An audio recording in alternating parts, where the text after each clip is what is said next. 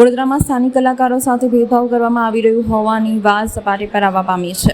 Hall બુકિંગમાં બિન સમાન વર્તન કરવાના આક્ષેપો કલાકારો દ્વારા કરવામાં આવ્યા છે. કલાનગરી તરીકે ઓળખાતા વડોદરામાં સ્થાનિક કલાકારો સાથે અન્યાય થતો હોવાનો ગંભીર આક્ષેપ થયો છે.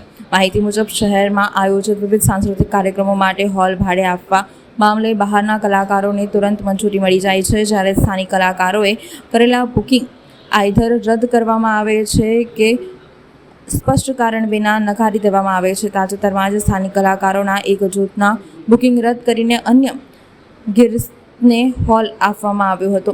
આ ઘટનાની નારાજગી કલાકારોમાં જોવા મળી છે અને પાલિકામાં સ્ટેન્ડિંગ સમિતિના ચેરમેન ડૉક્ટર શિખા મિસ્ત્રીને રજૂઆત કરવામાં આવી હતી અને ન્યાય માંગવામાં આવ્યો છે. કલાકારોની માંગ છે કે સ્થાનિક પ્રતિભાને યોગ્ય મહત્વ મળવું જોઈએ અને બુકિંગ પ્રણાલી પારદર્શક હોવી જોઈએ, જેથી કોઈ પ્રકારે ભેદભાવ ન થાય. અમે અધિકારીશ્રીને મળવા આવ્યા હતા કે મારું નાટક સાચું સુખ સાથે રહેવામાં 13મી એપ્રિલે ભજવવાનું હતું સયાજીરાવ નગર ગૃહમાં. એને માટે મને 21મી માર્ચે એમ કહેવામાં આવેલું કે તમે હોલ બદલો અથવા રિફંડ લઈ લો. હોલ બદલવો હોય તો પંડિત દીનદયાળ ઉપાધ્યાય હોલમાં તમારું બુકિંગ કરી શકાશે, ખાલી છે. અને મારી તૈયારી થઈ ચૂકી હોવાને કારણે રિહર્સલ શરૂ થઈ ગયા હતા. 25% ટિકિટ પણ મારી વેચાઈ ગઈ હોવાને કારણે મારાથી કેન્સલ કરવાનું શક્ય નહોતું. પણ આ રિસ્ક લીધું, એમાં ટિકિટ ઉપર સ્ટીકર ચોંટાડવા પડ્યા. સયાજીરાવ નગર ગૃહની જગ્યાએ પંડિત દીનદયાળ ઉપાધ્યાય હોલ, એમ રાતોરાત સ્ટીકર ચોંટાડ્યા બધાને. માનનીય મહેમાનોને બાળ નાટક સંપુટના વિમોચન માટે 4 સ્કૂલના ડાયરેક્ટરને બોલાવેલા હતા અને મને 1 લાખ રૂપિયાનું આશરે નુકસાન ગયું છે. એ કોણ ભરપાઈ કરશે? કારણ કે પંડિત દીનદયાળ ઉપાધ્યાય હોલમાં સગાવાલાઓને નાટક જોવા આવવામાં તકલીફ પડી છે. બપોરનો શો હતો, તડકો કેટલો પડે છે.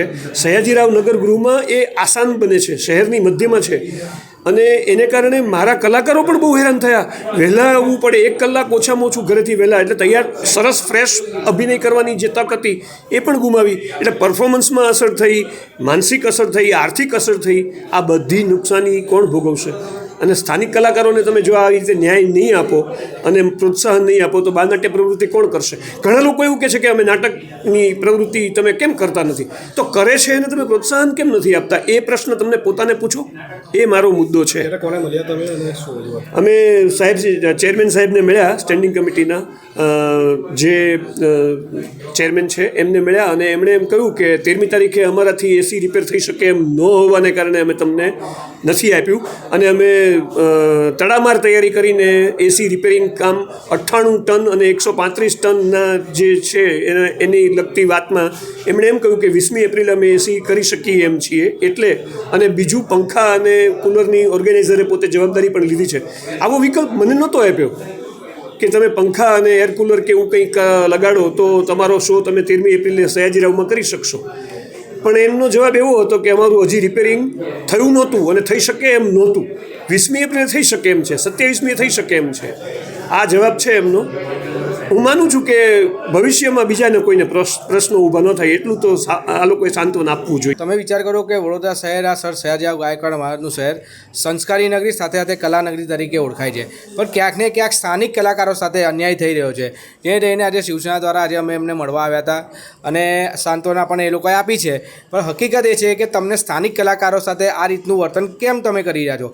તમે જ્યારે એમને હોલ આપ્યો ત્યારે તમને નહોતી ખબર કે ભાઈ આપણે રિનોવેશનમાં નાખ્યો છે કે એ કર્યો? તમે સડનલી એમને કેન્સલ કરી દીધો અને હવે 20 તારીખે એક 20 સારા એવા કલાકારનો શો છે 20 તારીખે, તો ત્યારે તમારી બધી તૈયારી થઈ ગઈ છે.